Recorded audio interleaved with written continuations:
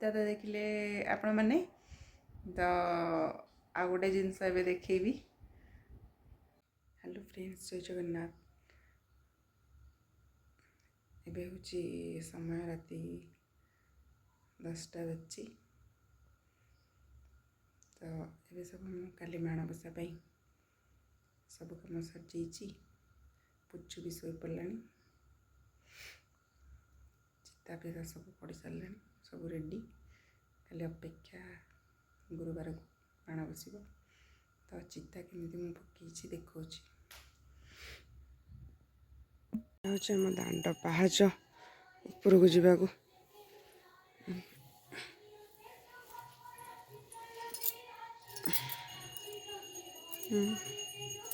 ଏଟା ଏମିତି ଗଲେ ଏପଟକୁ ହେଉଛି ଏଇଟା ଠାକୁର ଘର, ଏପଟରେ ସିଡ଼ି ଉପରକୁ ଯିବ।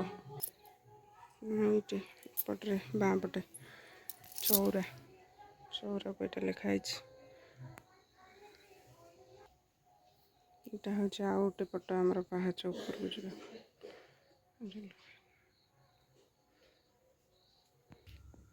ଉପରେ ପାହାଚକୁ ଯାଉଛି ଦେଖାଉଛି। ମାଣ ଆମର ଉପର ଘରେ ବସିବ। ପାହାଚରେ ଖାଲି ଗୋଟେ ଗୋଟେ ସେମିତି ପଡ଼ିଛି। ସମୟ ହେଲାନି ପାହାଚରେ ଏତେ ପକାଇବା ପାଇଁ।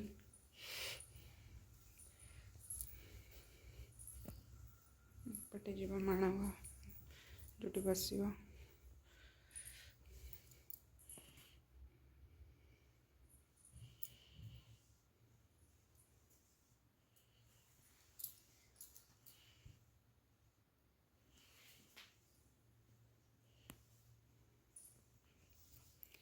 এইটা ଗୋଟେ ରୁମ୍।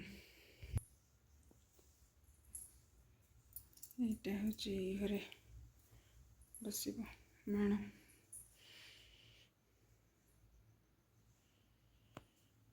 ଏଠି ସବୁ ଚିତା ପଡ଼ିଛି। ମାଣ ଜିନିଷ ସବୁ ଆସିକି ଏଠି ଥୁଆ ହେଇଯାଇଛି, ମାଙ୍କ ଜିନିଷ। ଏଇଟା ମାଙ୍କର କ'ଣ କହନ୍ତି ଆକୁ ଖଟୁଲି, ଏସବୁ ରେଡ଼ି ହେଇକି ଏଠି ଅଛି। କପଡ଼ା ମାଙ୍କର।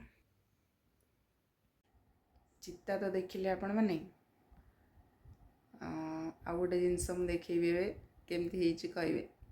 ଯେହେତୁ ଏଥର ମୁଁ ପ୍ରଥମ ମାଣ ବସଉଛି, ପୁଚୁ ବାବା ମୋ ପାଇଁ ଗୋଟେ ଲୁଗା ଆଣିଛନ୍ତି। ହସୁଛ କ'ଣ? ଏଠି ଶୋଇକି ଲୁଗା ଆଣିଛ ତ ମୁଁ କହିଲି, ଶୋଇକି ହସୁଛ କ'ଣ? ନହେଲେ ଆଣିନଥାନ୍ତ।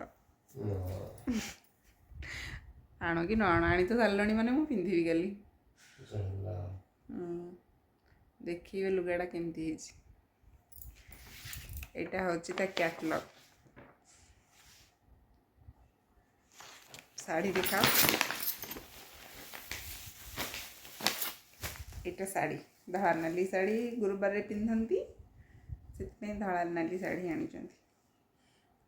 କେମିତି ହେଇଛି କାଲି ମୁଁ ଏଇଟା ପିନ୍ଧିକି ଫଟୋ ଉଠେଇକି ଛାଡ଼ିବି। ଫଟୋ ଉଠେଇ ଦେବ ନା?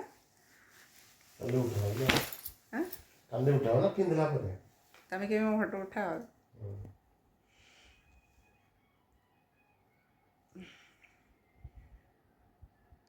ରାତି ଏବେ 11ଟା ହେଇଗଲାଣି, ପୁଚୁ ବି ଶୋଇପଡ଼ିଲାଣି। ପୁଚୁ କେଉଁଠି ଶୋଇଛି ଦେଖନ୍ତୁ ଯାଇକି କେମିତି। ପୁଚୁର ଏଇଟା ହେଉଛି ସବୁବେଳେ ତା ଫେଭରାଇଟ୍ ଷ୍ଟାଇଲ୍, ଶୋଇବା ଷ୍ଟାଇଲ୍। ନା ପୁରା ତମର ଭଳିଆ ହେଉଛି। ତମେ ଯେମିତି ଶୁଅ ପୁରା ସେମିତି କପି, ମୁଣ୍ଡଟା ତଳକୁ କରିକି। ଜଲ୍ଦି ଶୋଇଲେ କାଲି ଜଲ୍ଦି ପୁଣି ଉଠିବାକୁ ପଡ଼ିବ, ତେଣୁ ଶୋଇପଡ଼ିବା। Good night, bye bye. ପୁଚୁଥିଲେ କହିଥାନ୍ତା। କମେଣ୍ଟ କରିବେ, ସେୟାର କରିବେ, ସବସ୍କ୍ରାଇବ୍ କରିବେ। ପୁଚୁ ପାଇଁ ମୁଁ କହିଦେଉଛି ବାଏ।